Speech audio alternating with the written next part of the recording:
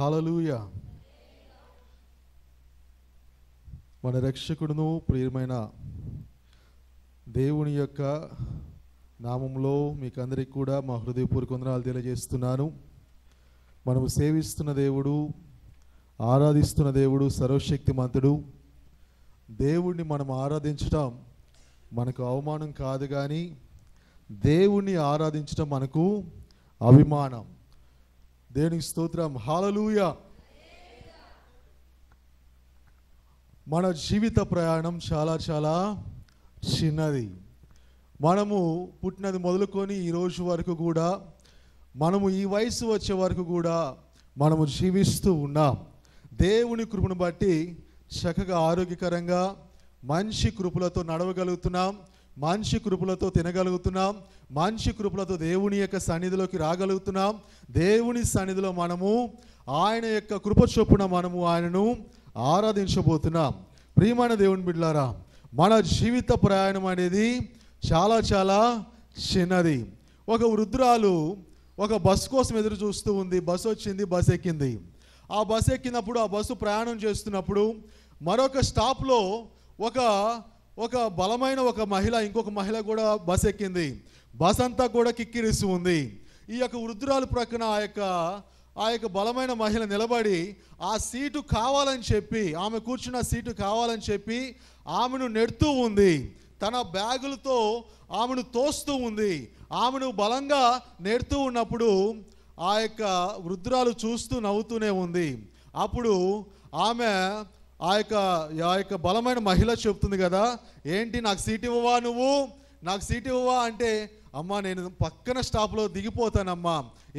నేను ఎడుతున్నప్పుడు నీకు కోపం రావట్లేదా, నీకు నా మీద అసహ్యం రావట్లేదా అని చెప్పి ఆ మహిళ చెప్పగల ఆ యొక్క వృద్ధురాలు చెప్తుంది, అమ్మా నీతో కలిసి నా ప్రయాణం చాలా చాలా చిన్నది, నేను నెక్స్ట్ స్టాప్లో దిగిపోతాను అని చెప్పి, నీతో గొడవపడి నేనేం చేయగలను, నీతో పోరాడి నేనేం చేయగలను, నా యొక్క ప్రయాణము చాలా చిన్నది, నేను మరొక స్టాప్లోకి ఆ కొంత దూరంలోనే దిగిపోతాను, అందుకే నీ మీద నాకు కోపం రావట్లేదు.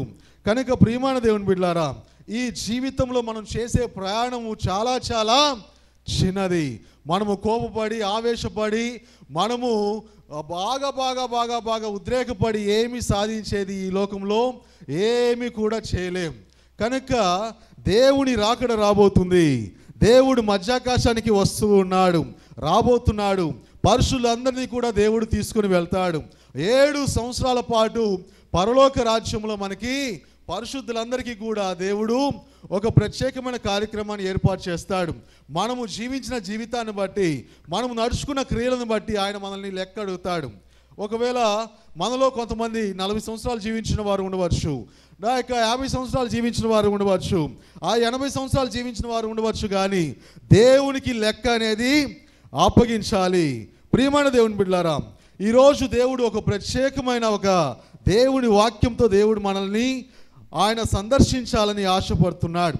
కనుక మన జీవితాన్ని చూసి చాలామంది కూడా, కొంతమంది ఏం చేస్తారంటే మన జీవితాన్ని చూసి కొంతమంది విమర్శిస్తారు, కొంతమంది ప్రశంసిస్తారు, కొంతమంది విమర్శించరు, ప్రశంసించరు, ఆ యొక్క సైలెంట్గా తటస్థంగా ఉంటారు.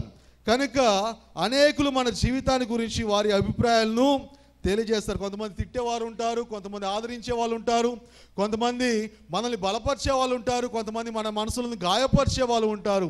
కనుక ప్రతి ఒక్కరూ కూడా ఏదో ఒక విధంగా మన గురించి తీర్పు తీర్చాలా, మన గురించి అది చేయాలా, ఇది చేయాలని ఆలోచన చేస్తూ ఉంటారు. కనుక మనం నేర్చుకోవాల్సిన సత్యం ఏంటి తెలుసా, మనము కష్టమున్నా, నష్టమున్నా, బాగున్నా, ఉన్నతంగా ఉన్నా, లేకపోయినా, తిన్నా తినకపోయినా మనము ఒకే రీతిగా ఉండాలని దేవుని వాక్యం ద్వారా మనము నేర్చుకోవాలి. కనుక ప్రియమైన దేవుని బిడ్డలారా, మనము మనల గురించి ఒకే అభిప్రాయం ఎవరికి కూడా ఉండదు. కొంతమంది మంచి వాళ్ళు అంటారు మనల్ని చూసి, కొంతమంది ఏమంటే అది చాలా దుర్మార్గురాలు, వాడు చాలా దుర్మార్గుడు అని చెప్పి చెప్తూ ఉంటారు. కనుక బైబిల్ గ్రంథంలో కూడా మనం చూసినట్లయితే మోషే ఆ యొక్క 12 మందిని ఎరుకో పట్టణాన్ని చూసి రండి, అక్కడ ఎలాగుందో చూసి రమ్మంటూ అంటే ఆ యొక్క మెజారిటీ అయిన ఆ యొక్క 10 మంది ఏం చెప్పారు, అక్కడికి మనం పోలేం, ఆ ఎరుకో పట్టణాన్ని జయించలేం, వాళ్ళు చాలా యుద్ధ నిపుణులు, ఆ యొక్క ఎరుకో కోట అనేది చాలా పెద్దగా ఉంది, ఎరుకో పట్టణం అనేది చాలా గొప్పగా ఉంది, అక్కడ యుద్ధ నిపుణులు కలిగిన వాళ్ళు ఉన్నారు, మనం జయించలేమని చెప్పి ఆ 10 మంది చెప్పారు. కానీ యెహోషువ కాలేబులు చెప్తున్నారు, మనం సాధించగలం, మనం వెళ్ళగలం, మనము జయించగలం, మనం వారిని ఓడించగలం అని చెప్పి యెహోషువ కాలేబులు చెప్తున్నారు. కానీ మెజారిటీ ఏం చెప్తుంది, మనం ఓడిపోయాం, మన వల్ల కాదు. కనుక ఇజ్రాయేల్ ప్రజలందరూ కూడా మాకు రాజు కావాలి, రాజు కావాలి, రాజు కావాలి అని చెప్తే సమూయేలు ఏమన్నాడు, మనకి రాజు అవసరం లేదు, రాజు వస్తే మనం ఇబ్బంది పడతామని చెప్పినప్పటికీ కూడా ఆ మెజారిటీ వర్గాలే మాట నెగ్గి రాజు అనేది వారు రాజుగా ఉండటానికి ఒకరిని నియమించుకున్నట్లుగా మనం చూస్తాం. మరొక సందర్భంలో పౌలుని ఆ యొక్క రోమా సైనికులు బంధించి అపోస్తలుల 27వ అధ్యాయంలో మనం ఆ యొక్క సందర్భాన్ని చూస్తాం. పౌలును రోమా సైనికులు బంధించి కట్టివేసి ఆ యొక్క సుమారు ఆ యొక్క 276 మంది పౌలుతో సహా ఆ యొక్క ఒక ఓడలో ప్రయాణం చేస్తూ ఉంటారు.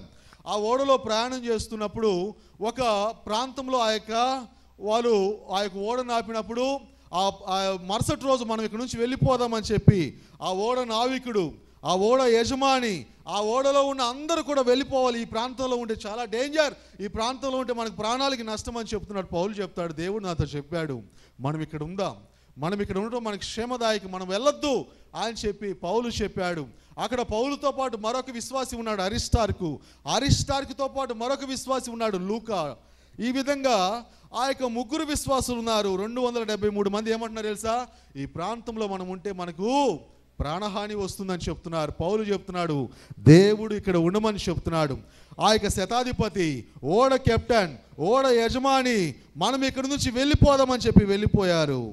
ఆ విధంగా వారు శ్రమలకు గురైనట్లుగా మనం చూస్తున్నాం. కనుక ఈ ప్రపంచంలో మెజారిటీ వర్గం ఏం చెప్తుందంటే వారు దైవిక కార్యాలకు, దేవుని చిత్తానికి, దేవుని ఇష్టానికి వ్యతిరేకంగా వారు జీవిస్తూ ఉండి మనం అలాగ ఉండకూడదు, ఇలాగ ఉండకూడదు, ఇది చేయాలి, అది చేయాలి అని చెప్తూ ఉంటే దేవుడు మనకి ఏమి చెప్తున్నాడు మనము ఆలోచన చేయాలా. కనుక ప్రియమైన దేవుని బిడ్డలారా, దేవుని ముందు మనం నిలబడినప్పుడు ఆ యొక్క లెక్క అప్పగించేటప్పుడు మనం జాగ్రత్తగా ఉండాలా. ఆ దినాన నేను లెక్క అప్పగించాలా, కనుక నేను కరెక్ట్గా జీవించాలా, కరెక్ట్గా జీవించకపోతే నా జీవితం అధోగతి పాలవుతుంది అనేది భయం అనేది మనకి ఉండాలి. కనుక అందుకే ఆ దినాన్ని మనం దృష్టిలో ఉంచుకొని నేటి దినాన్ని మనం జీవించాలి. దేవునికి స్తోత్రం. హల్లెలూయా, హల్లెలూయా. ఈరోజు ఒక ప్రముఖమైన వ్యక్తి గురించి మనం ఆలోచన చేయబోతున్నాం. అందరికీ తెలిసిన వ్యక్తి, అందరం కూడా చిన్నప్పటి నుంచి సండే స్కూల్లో నేర్చుకున్న వ్యక్తి. ఆ పేరు మనకి చాలా సుపరిచితం. కనుక హెబ్రీ పత్రికలో మనం చూసినట్లయితే 11వ అధ్యాయం 22వ వాక్యం. హెబ్రీలకు రాసిన పత్రిక 11వ అధ్యాయం 22వ వాక్యం.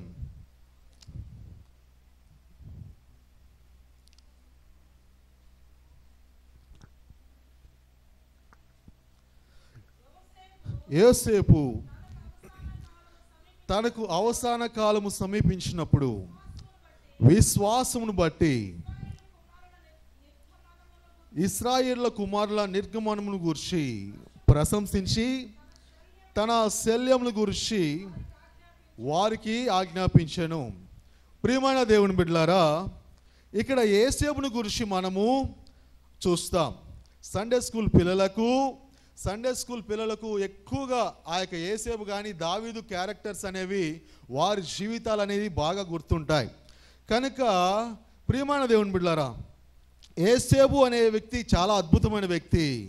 ఆదికాండంలో ఒకసారి మనం గమనిస్తే ఆదికాండంలో 50 అధ్యాయాలు ఉంటే 50 అధ్యాయాల్లో యోసేపుకు కేటాయించిన అధ్యాయాలు ఎన్నో తెలుసా? 14 అధ్యాయాలు. 37వ అధ్యాయం నుంచి 50వ అధ్యాయం వరకు యోసేపు గురించి రాయబడి ఉంది. ఆ యోసేపు గురించి రాయబడి ఉంది. మోషేతో దేవుడు చెప్తున్నాడు, ఆదికాండం రాయే మోషే అని చెప్పినప్పుడు మోషే రాస్తూ దేవుడు ఏం చేశాడు తెలుసా? మోషేతో ఆ యొక్క యోసేపు గురించి ఆ యొక్క 50 అధ్యాయం దాకా రాసిన తర్వాత మరొక వ్యక్తిని ఆదికాండంలో చేర్చడానికి దేవుడు మోషేకు చెప్పలేదు. ఎందుకంటే యోసేపు చాలా చాలా ప్రత్యేకమైన ఒక అద్భుతమైన వ్యక్తి. 14 అధ్యాయాలు దేవుడు యోసేపు జీవిత చరిత్రను, అతను నడిచిన మార్గాలను, అతను ఎదుర్కొన్న సందర్భాలను, అతను ఎదుర్కొన్న శ్రమలను, అతను జయించిన విధానాన్ని అన్నీ కూడా దేవుడు ఆ 14 అధ్యాయాలు, ఎక్కువ అధ్యాయాలు దేవుడు యోసేపుకు ఆ యొక్క అనుగ్రహించినట్లుగా మనం చూస్తాం. కనుక ఇంకా ఎవరి పేరును కూడా ఆ యొక్క యోసేపు తర్వాత ఆదికాండంలో దేవుడి పెట్టడానికి, ఇరికించడానికి, రాయించడానికి ఇష్టపడలేదు. ఎందుకంటే యోసేపు జీవితం అనేది చాలా చాలా ప్రశస్తమైనది. దేవునికి ఇష్టం లేదు వేరొక పేరును అక్కడ చేర్చడం. అందుకే ఆదికాండాన్ని దేవుడు మోషే యోసేపుతో ముగించినట్లుగా మనం చూస్తాం. కనుక ఈ 14 అధ్యాయాల్లో 449 వచనాలు యోసేపు గురించి రాయబడి ఉంది. దేవుడు మోషే ద్వారా, దేవుడు పరిశుద్ధాత్మ దేవుడు రాయించాడు. ఇంకెక్కడ యోసేపు గురించి రాయబడిందంటే 105వ కీర్తనలో 8 చరణాలు యోసేపు గురించి రాయబడినట్లుగా, యోసేపుకు కీర్తనకారుడు 105వ కీర్తనలో కేటాయించినట్లుగా మనం చూస్తాం. క్రొత్త నిబంధనకు వచ్చేసరికి క్రొత్త నిబంధనలో 4 సందర్భాలలో యోసేపు గురించి మనం ఆలోచన చేస్తాం. కనుక క్రొత్త నిబంధనలో 4 సార్లు మాత్రమే యోసేపు గురించి రాయబడింది. ఒకటి యోహాను సువార్త 4వ అధ్యాయంలో ఆ యొక్క సమరయ స్త్రీ ఆ యొక్క యాకోబు బావి దగ్గరికి వచ్చినప్పుడు అక్కడ యోసేపు గురించి ప్రస్తావించబడినట్లుగా మనం చూస్తాం. రెండవదిగా అపోస్తలుల కార్యంలో స్టెఫనుకు ఆ యొక్క మహాసభ ఎదుట ఆ యొక్క దేవుని గురించి, గొప్పతనాన్ని గురించి చెప్తున్నప్పుడు యోసేపు గురించి రాయబడినట్లుగా మనం చూస్తాం. మూడవదిగా హెబ్రీ పత్రికలు ఇప్పుడు చదువుకున్నాం కదా, 11:22లో యోసేపు గురించి రాయబడినట్లుగా మనం చూస్తాం. చివరిగా ప్రకటన గ్రంథంలో 7వ అధ్యాయంలో 12,000 మంది ముద్రింపబడిన వారు యోసేపు గోత్రం నుండి వచ్చిన వారు అని చెప్పి దేవుడు చెప్పడం అక్కడ మనం చూస్తాం.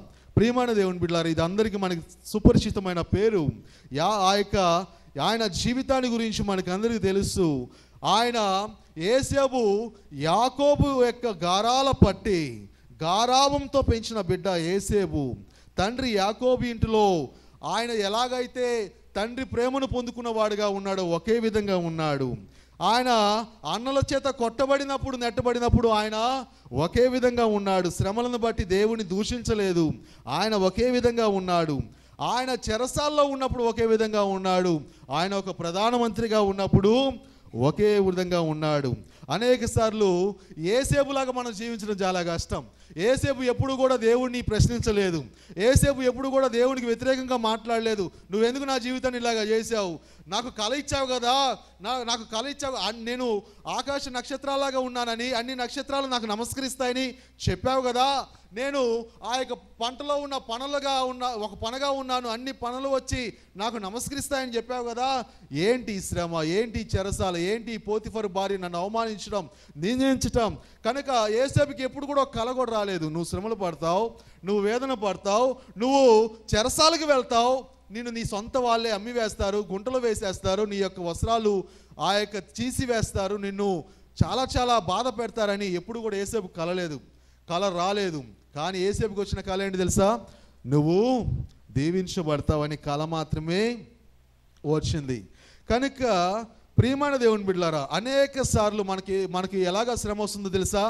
ఎక్కడ వేరే వారి దగ్గర నుంచి శ్రమ రాదు, మన నోటి ద్వారానే శ్రమలు వస్తాయి. అర్థమవుతుందా? మనం పలికే పలుకు వల్లనే శ్రమ వస్తుంది. ఆ యొక్క 4 వ్యక్తులు మాట్లాడతారు, మధ్యలో పోయి మనం మాట్లాడతాం, వాళ్ళు ఏదో అంటారు, మన మనసు బాధపడుతుంది. మనకు సందర్భం లేని విషయంలో, మనకు పనికిరాని విషయంలో పోయి కలుగజేసుకుంటాం, వాళ్ళక్కడ ఏదో సమస్య వస్తుంది, మనం బాధపడుతూ ఉంటాం.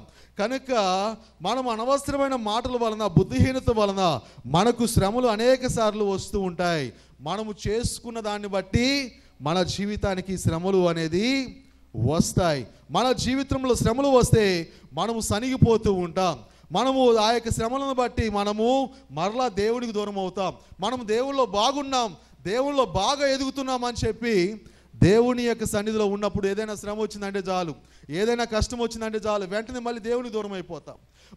మన జీవితం ఎలాగుందంటే ఆ యొక్క 2 అడుగులు ముందుకి 3 అడుగులు వెనక్కిలాగా జీవితం ఉంది. మనం ముందుకు పోలేకపోతున్నాం. మనకు దేవుని యొక్క కృపను మనము పొందలేకపోతున్నాం. కనుక ప్రియమైన దేవుని బిడ్డలారా, ఏదైనా చాలామంది దేవుని యొక్క మందిరానికి ఎందుకు వస్తారంటే, దేవుని మందిరానికి రాకపోతే శ్రమల్లో మనం జయం పొందలేమేమో, లేకపోతే మాకు ఉద్యోగం కావాలంటే దేవుని మందిరానికి వస్తారు. ఆ దేవుని మందిరానికి వచ్చి నా కోసం ప్రార్థన చేయండి, నాకు ఈ రోగం బాగు కావాలా, ఈ ఉద్యోగం రావాలా, ఈ శ్రమలు పోవాలంటారు. కానీ అదంతా పోయిన తర్వాత మళ్ళా కూడా ఉద్యోగం వచ్చింది కదా అబ్బాయి, ఉద్యోగం వచ్చింది కదా అమ్మాయి, దేవుని మందికి రా అని చెప్తే ఏమంటారు తెలుసా? ఆ రోజు నాకు లీవ్ ఇవ్వట్లేదు అంటారు, ఆ రోజు నేను రాలేను అని చెప్తారు. కనుక ప్రియమైన దేవుని బిడ్డలారా, శ్రమలు యేసేపు జీవితానికి వచ్చాయి, అపనిందులు వచ్చాయి, జైలు జీవితం అనుభవించాడు, అన్నదమ్ముల కుట్రలు ఆ యొక్క యేసేపు మీద చేశాయి. కనుక తండ్రి ప్రేమ నుంచి దూరం చేశాయి, సొంత ఇంటి నుంచి దూరం చేశాయి, సొంత దేశం నుంచి దూరం చేశాయి. కానీ యేసేపు ఒకే విధంగా ఉన్నాడు, మార్పు లేదు. కనుక తన మనస్సులో ఆ యొక్క దేవునికి ఇవ్వవలసిన స్థానంని అలాగనే పెట్టుకున్నాడు. ఎంత కష్టం వచ్చినా, ఎంత ఇబ్బంది వచ్చినా, ఎంత నష్టం వచ్చినా యేసేపు ఆ యొక్క దేవుని సన్నిధిలో విశ్వాస జీవితంలో ఆ యొక్క విశ్వాసంగా ఉండవలసిన స్థితిని కోల్పోలేదు. కనుక ప్రియమైన దేవుని బిడ్డలారా, ఆయన ప్రధానమంత్రిగా ఉన్నప్పుడు ఒకే విధంగా ఉన్నాడు. దేవుడి నుంచి తన శక్తిని దేవుని యొక్క శక్తిని తన నుంచి దూరం చేసుకోలేదు. ఎందుకంటే ఆ యొక్క ఐగుప్తు దేశానికి, ప్రపంచం అంతటికి కరువు వస్తుంది అని చెప్పినప్పుడు యేసేపు 7 సంవత్సరాలు తన ఐగుప్తు దేశం అంతా కూడా ఫలించేటట్లుగా దేవుడు ఆ యొక్క యేసేపును ఆశీర్వదించాడు. యేసేపు ప్రధానమంత్రిగా ఉన్నప్పుడు 7 సంవత్సరాలు ఆ యొక్క పంటను సమకూర్చుకున్నాడు. 7 సంవత్సరాలు ప్రపంచాన్ని అంతటి కూడా ఆ యొక్క పంటను పంచిపెట్టినట్లుగా ఆయన ఫలించని కొమ్మగా ఉన్నట్లు దేవుని వాక్యం చెప్తుంది. దేవునికి స్తోత్రం. హల్లెలూయా, హల్లెలూయా. మనము దేవుని యొక్క సన్నిధానంలో యేసేపు జీవితం గురించి మనము నేర్చుకుంటూ వస్తూ ఉన్నాం. ప్రియమైన దేవుని బిడ్డలారా, హెబ్రీయులకు రాసిన 11వ అధ్యాయంలో మనం ఇందాక చూసాం. అక్కడ హేబేలు గురించి రాయబడింది, హనోకు గురించి రాయబడింది, నోవాహు గురించి రాయబడింది, అబ్రహాము, ఇస్సాకు, యాకోబు గురించి రాయబడింది. కనుక దేవుడిని మనం అడిగితే యేసేపు గురించి మీ అభిప్రాయం ఏమిటి అని అడిగితే దేవుడు చెప్తాడు. యేసేపు గురించి నా అభిప్రాయం ఏంటంటే, దేవుడు మన జీవితంలో అన్ని భాగాలను దేవుడు లెక్కలోకి తీసుకోడు. మనము ఏదైతే దేవుని హృదయానికి అనుకూలంగా చేస్తామో ఆ భాగాన్ని మాత్రమే దేవుడు లెక్కలోకి తీసుకుంటాడు. అర్థమవుతుందా? మనము దేవుని సన్నిధిలో నేను ముందు వచ్చాను, దేవునికి ఇలాగ ఉన్నాను, దేవునికి అలాగ ఉన్నాను అనేది మనం చెప్పడం వల్ల ఉపయోగం లేదు. దేవుని సన్నిధిలో దేవునికి అనుకూలంగా, దేవునికి ఇష్టపూర్వకంగా మనం పలికిన మాట కావచ్చు, మనలో ఉన్న విశ్వాసం కావచ్చు, మన క్రియలే కావచ్చు, అది మాత్రమే, ఆ కొంత భాగాన్ని మాత్రమే దేవుడు దృష్టిలోకి తీసుకుంటాడు. కనుక ప్రియమైన దేవుని బిడ్డలారా, యేసేపు గురించి ప్రభా చెప్పండి, మీరు యేసేపు గురించి చెప్పండి అని చెప్పినప్పుడు పరిశుద్ధాత్మ దేవుడు రాయిస్తున్నాడు. రాస్తున్నాడు తెలుసా? యేసేపు గురించి నేను జ్ఞాపకం చేసుకున్న విషయాలు ఏంటో తెలుసా అని దేవుడు చెప్తున్న విషయం ఏంటో తెలుసా?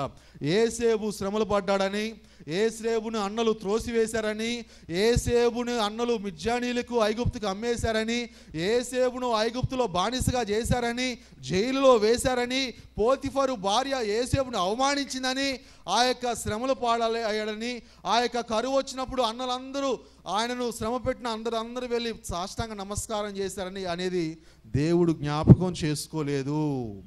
అర్థమవుతుందా? దేవుడు ఏం చెప్పాడు? అవన్నీ నన్ ఆఫ్ బిజినెస్, అదంతా కూడా జ్ఞాపకం చేసుకోలేదు. అదంతా దేవుడు జ్ఞాపకం చేసుకోలేదు. ఏం జ్ఞాపకం చేసుకున్నాడు తెలుసా?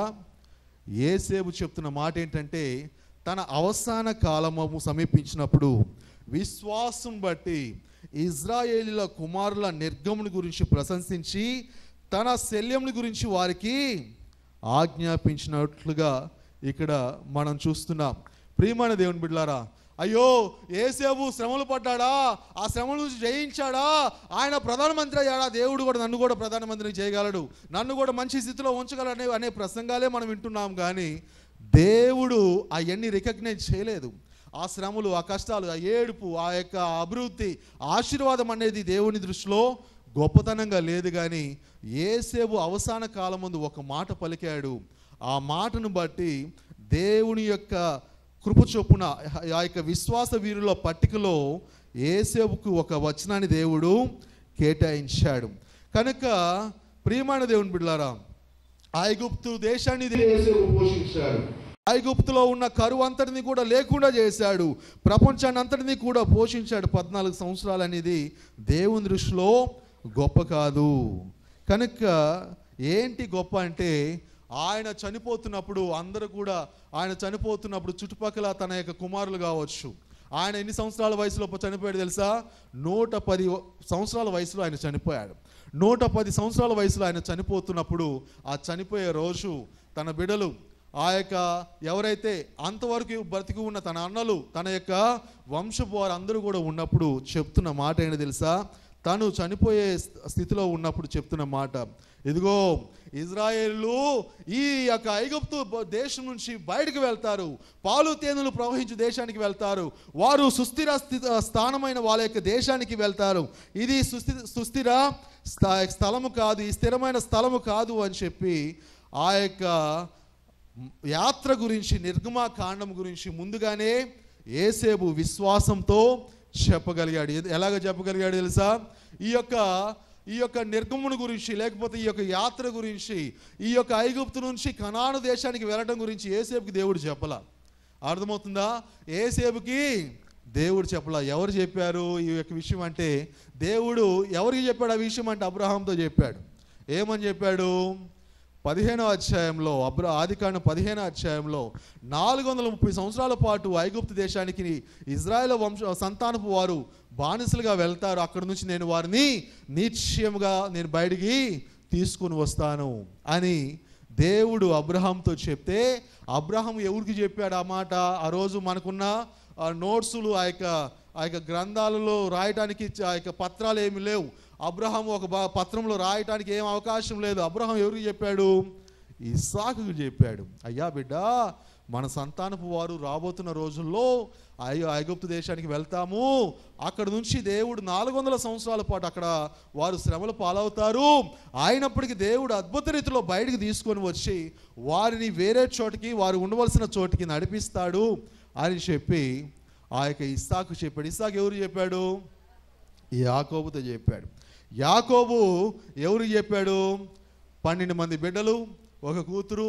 ఆ యొక్క 12 మందిలో ఈ యొక్క యోసేపు కూడా ఒకడు. కనుక ఆ మాట అనేది మైండ్లోకి వెళ్ళిపోయింది.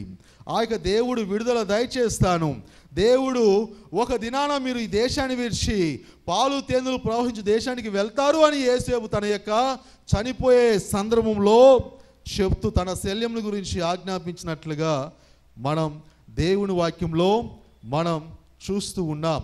కనుక ప్రియమైన దేవుని బిడ్డలారా, ఇజ్రాయిల్ అంటే అప్పటి వరకు ఆ దేశంలో శ్రమ లేదు. అర్థమవుతుందా?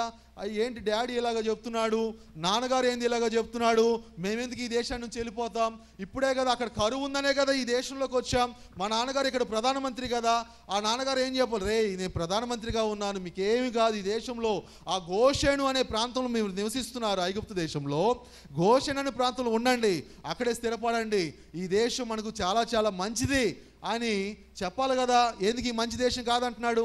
ఆయన ఒక ప్రధానమంత్రిగా ఉన్నాడు కదా, ఒక అత్యున్నతమైన పదవిలో ఉన్నాడు కదా, ఎందుకు ఈ నాన్నగారు ఇలాగా చెప్తున్నాడని చెప్పి తన ఇద్దరు బిడ్డలు అడగట్లేదు. ఏంటి కారణం? డాడీ ఏదో చెప్తున్నాడు, ఏదో ఉంది అని చెప్పి వారు అనుకుంటూ ఉండవచ్చు. కనుక గోషేను అనే ప్రాంతంలో మీరు వర్ధిల్లుతూ ఉండవచ్చు, కానీ అది స్థిరంగా ఉండే ప్రాంతం కాదు. మీరు ఇక్కడ నుండి మరలా మన యొక్క కనాను దేశానికి మీరు వెళ్తారు అని చెప్పి దేవుని యొక్క సన్నిధిలో యోసేపు తన బిడ్డలకు చెప్తూ ఉన్నాడు.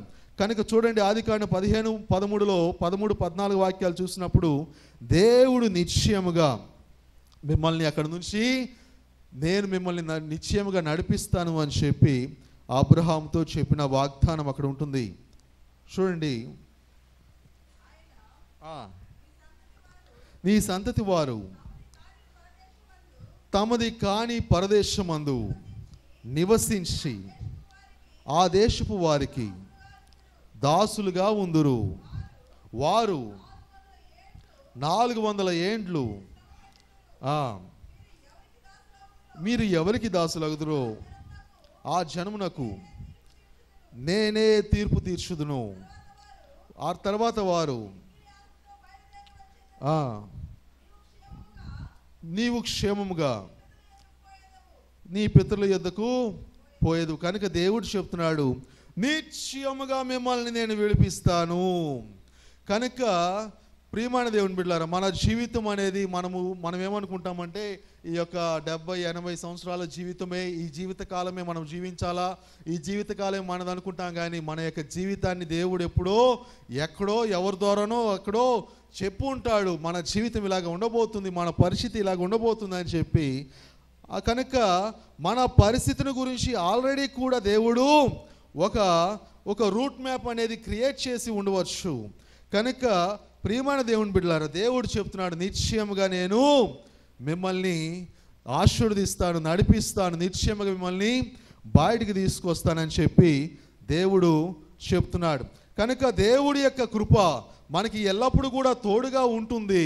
కనుక ప్రియమైన దేవుని బిడ్డలారా, మన యొక్క జీవితంలో మనం నేర్చుకోవాల్సిన సత్యం ఏంటంటే, యేసేపు వలె మనము శ్రమలకు, కష్టాలకు అప్పుడు ఇప్పుడు మనము ఏమవ్వకూడదు, మనము చెలించకూడదు.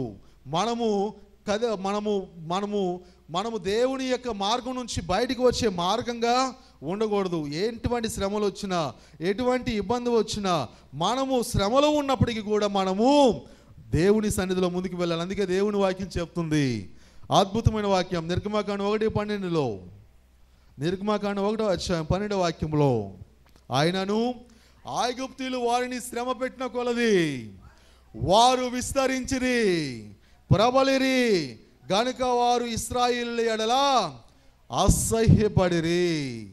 అర్థమవుతుందా?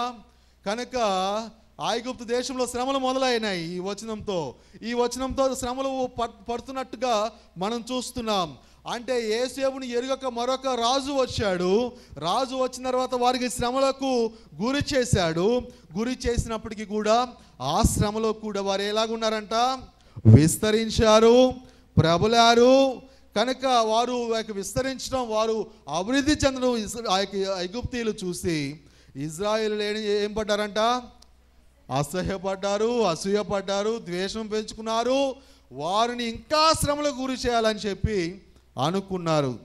కనుక ప్రియమైన దేవుని బిడ్డలారా, the more the suffering the greater the multiplication. ఎంత విస్తరించారంటే ఐగుప్తీయులు అసహ్యపడే విధంగా విస్తరించారు. కనుక ఐగుప్తు దేశంలో కూడా దేవుడు ముందుగానే చెప్పాడు శ్రమలు పాలవుతారని. కానీ ఆ శ్రమలో కూడా ఆశీర్వాదం అనేది వెళ్ళిపోతూనే ఉంది, వారి అభివృద్ధి అనేది వెళ్ళిపోతూనే ఉంది. కనుక ప్రియమైన దేవుని బిడ్డలారా, ఈ విధంగా దేవుని సన్నిధిలో ఆ యొక్క యేసేపు చెప్తున్నాడు, నాకు బాధ కలిగిన దేశమందు, అంత శ్రమల పాలైన దేశమందు దేవుడు ఏం చేశాడు, యేసేపుని అభివృద్ధి పొందించినట్లుగా మనం చూస్తూ ఉన్నాం. ఎక్కడైతే తప్పిపోయామో, ఎక్కడైతే కోల్పోయామో, ఎక్కడైతే చేజార్చుకున్నామో, ఎక్కడైతే తలదించుకున్నామో, అక్కడే దేవుని యొక్క కృపతో దేవుడు మనల్ని నడిపిస్తాడు. దేవునికి స్తోత్రం. హల్లెలూయా, హల్లెలూయా. కనుక అన్నులు అమ్మారు, ఆ యొక్క పనివాడిగా మారాడు. సూర్యచంద్ర నక్షత్రాలు తనకు నమస్కరిస్తాయని దేవుడు ఒక కల ఇచ్చాడు. ఆ యొక్క పనులు నాకు నమస్కరిస్తాయని దేవుడు ఆ యొక్క కల ఇచ్చాడు. అవన్నీ కూడా జరగలేదు. అవన్నీ జరగవేమో అనుకోలేదు. ఎందుకు ఇచ్చాడని దేవుని అడగలేదు, దేవుని వేధించలేదు. మనమైతే దేవుని ఏం చేస్తాం, వేధిస్తూ ఉంటాం. అందుకే మనకి ఏం రావట్లేదు, ముందుకు పోలేకపోతున్నాం, దీవెన పొందలేకపోతున్నాం, దేవుని కృపతో మనము సంతోషంగా ఉండలేకపోతున్నాం. జీవించే జీవితం చాలా చాలా చిన్నది, మన ప్రయాణము చాలా చాలా చిన్నది. నేను లెక్కేసుకున్నా, నాకు మొన్న బర్త్డే వచ్చినప్పుడు నాకు 60 సంవత్సరాలు రావడానికి ఇంకెన్ని రోజులు ఉన్నాయి అని లెక్కేసుకున్నా. ఇప్పుడు నా వయసు నాకు వచ్చే 60 సంవత్సరాలకి ఎన్ని రోజులు నేను చూడగలను అని లెక్కేసుకుంటే 7300 రోజులు. 7000 రోజుల్లో నాకు 60 సంవత్సరాలు వచ్చేస్తాయి. 7000 పగళ్ళు, 7000 రాత్రులకి నేను 60 సంవత్సరం టచ్ అయిపోతా. అంటే ఇప్పుడు మీలో చాలామంది 60 సంవత్సరాలు టచ్ అయిన వాళ్ళు ఉన్నారు. ఒకవేళ దేవుడు మీకు ఇంకా బలం ఉంటే 70 సంవత్సరాలు, అధిక బలం ఉంటే 80 సంవత్సరాలు అన్నాడు అనుకో. ఒకవేళ ఇంకొక 20 సంవత్సరాలు మీరు లెక్కేసుకోండి. 60 సంవత్సరాలు ఉందో ఏం చెప్పుకోవాలా, ఇంకొక 20 సంవత్సరాలు లెక్కేసుకుంటే 20 సంవత్సరాల్లో నేను ఎన్ని రోజులు చూడగలను, ఎన్ని పగళ్ళు చూడగలను, ఎన్ని రాత్రులు చూడగలను అని లెక్కేసుకుంటే ఎన్ని రోజులు వస్తాయి తెలుసా? మీకు కూడా ఒక 6000 7000 రోజులు వస్తాయి. అర్థమవుతుందా? 10 సంవత్సరాలు లెక్కేసుకున్నాను, 70 సంవత్సరాల్లో నేను ఈ లోకం నుంచి వదిలిపోవాలా అని లెక్కేసుకుంటే ఒక 3000 రోజులు వస్తాయి. ఇప్పుడు మీకు 30 సంవత్సరాలు అనుకోండి. 30 సంవత్సరాల్లో ఇంకా 50 సంవత్సరాల్లో ఈ లోకం నుంచి నేను వెళ్ళిపోవాలేమో అని దేవుడు అనుకుంటే, ఈ 50 సంవత్సరాలు ఏమనుకోలేదు, ఇంకా 7000 రోజులే నాకు ఈ భూమి మీద నూకలు ఉన్నాయి అనుకోండి. అర్థమవుతుందా? అవన్నీ లెక్కేసుకోండి, క్యాలిక్యులేటర్ తీసుకోండి. నా జీవితం ఎంత, నేను చూసిన దినాలెన్ని, నేను చూడబోతున్న రోజులెన్ని. అర్థమవుతుందా? నేను చూసిన రోజులెన్ని, నేను చూడబోతున్న రోజులెన్ని అని అనుకుంటే మనము మన కుటుంబంతో కలిసి, మన పిల్లలతో కలిసి, మన మన మన యొక్క బంధువులతో కలిసి, మన ప్రాంతంలో కలిసి, మన చెన్నై పట్టణం ఇంకెన్ని రోజులు తిరగలం, మన చెన్నై పట్టణంలో ఎన్ని రోజులు తిరగలం, ఎన్ని రోజులు మనం చూడగలం, ఎన్ని పగళ్ళు మనం చూడగలం, ఇంకా మనకి ఎన్ని క్రిస్మస్లు చూడగలం, ఎన్ని న్యూ ఇయర్లు చూడగలం అని లెక్కేసుకుంటే భయం వేస్తుంది. అర్థమవుతుందా? అయిపోయిందా నా జీవితం, మొన్న నాకు వచ్చిన పుట్టినరోజుకి అయిపోయిందా నా జీవితం, నేను ఏమీ చేయలేకపోయానే, దేవుని కోసం ఏమీ సాధించలేకపోయానే అని ఒక అసంతృప్తి అనేది వస్తూ ఉంటుంది. కనుక ప్రియమైన దేవుని బిడ్డలారా, మన జీవితం అనేది చాలా చాలా గొప్పది అనుకోవడానికి, చాలా చాలా ఎక్కువ రోజులు ఉంటానని అనడానికి ఏమాత్రం కూడా అవకాశం లేదు. కనుక మన జీవితం అనేది చాలా చాలా చిన్నది. ఆ యొక్క ఐగుప్తు దేశంలో కూడా ఆ యొక్క యోసేపుకు దేవుడు తోడుగా ఉన్నాడు కాబట్టి యోసేపు వర్ధిల్లుతున్నాడు. ఇజ్రాయేల్కి శ్రమ పెట్టినప్పటికీ కూడా, ఐగుప్తీయులు ఇజ్రాయేల్ను శ్రమ పెట్టినప్పుడు కూడా వాళ్ళు ఏం చేస్తున్నారు? ప్రబలుతున్నారు, వర్ధిల్లుతున్నారు. అది చూసి ఇజ్రాయేల్ ఏమవుతున్నారు? అసూయ పడుతున్నారు. ఇప్పుడు మన మీద ఎవరైనా అసూయ పడుతున్నారు, లేకపోతే మన మీద కోపం పెంచుకున్నారంటే ఏంది అర్థం? మన దగ్గర ఏదో ఉంది, వాళ్ళ దగ్గర ఏమీ లేదు అనేది అర్థం. అర్థమవుతుందా? మన దగ్గర ఏదో ఉంది, అందుకే మన మీద కోపం వస్తుంది వాళ్ళకి. మనల్ని నాశనమైపోవాలని కోరుకుంటున్నారు, మనం లేకుండా పోవాలనుకుంటున్నారు, మనం వెళ్ళిపోవాలి, అడక్క తినాలనుకుంటారు చాలామంది మనల్ని. అర్థమవుతుంది? ఎప్పుడు అడక్కది, మా బంధువులు ఉంటారు చాలామంది, వీళ్ళు ఎప్పుడు అడక్క తింటారు, ఎప్పుడు రోడ్ల మీద పడతారు, బాగున్నారే, బాగా తింటున్నారే. అర్థమవుతుందా? మా ఇంటి పక్కన ఒక ఆమె ఉంది, మేము అప్పుడప్పుడు మాంసం కూర వండితే కూడా తట్టుకోలేదు, ఆ యొక్క మసాలా వాసన పోతే కూడా తట్టుకోలేదు. వెంటనే మా నాన్నకి ఫోన్ చేస్తుంది, మసాలా వండుతున్నారే, ఏడొచ్చినాయి డబ్బులు, ఏడు నుంచి వచ్చినాయి డబ్బులు అంటే. చిన్న 300కి వచ్చే ఆ యొక్క మాంసం కూర వండుకోవడానికి కూడా తట్టుకోలేరు జనం. అర్థమవుతుందా? ఆ మాంసం కూర వండుకోలేదు, ఏదైనా పచ్చడి మెతుకులు తినాలా, ఆ గంజి తాగాల, అస్సలు ఆ యొక్క బియ్యం కోసం పక్కింట్లో అడిగితే బాగుండు అనుకునే రకాలు కూడా చాలామంది ఉంటారు. కనుక ప్రియమైన దేవుని బిడ్డలారా, ఈరోజు మనము నేర్చుకున్న విషయం ఏంటంటే, ఎంత శ్రమలు పెట్టినా, ఎంత నేలకేసి మనల్ని లోకం బాధేసినా కానీ మనం ఒకేలాగా ఉండాలి. అది యోసేపులాగా ఉండాలి. యోసేపులో ఎటువంటి చంచలత్వం లేదు, వేషధారణ లేదు, దేవుణ్ణి ప్రశ్నించే గుణం లేదు, దేవునికి వ్యతిరేకంగా మాట్లాడే ఆ యొక్క విధానం లేదు. తన విశ్వాసంలో కావచ్చు, తన క్రియల్లో కావచ్చు, తన దేవుణ్ణి ఆరాధించే విషయంలో కావచ్చు, ఆ యొక్క పాపం చేయడానికి అవకాశం వచ్చినప్పుడు కావచ్చు, ఒకే రీతిగా ఉన్నవాడు యోసేపు. కనుక యోసేపు జీవితం మనము ఈరోజు నేర్చుకుందాం. కనుక ఈ యొక్క యోసేపు జీవితాన్ని గురించి రేపు సాయంత్రం అనేక అద్భుతమైన విషయాలు దేవుడు మనతో మాట్లాడబోతున్నాడు.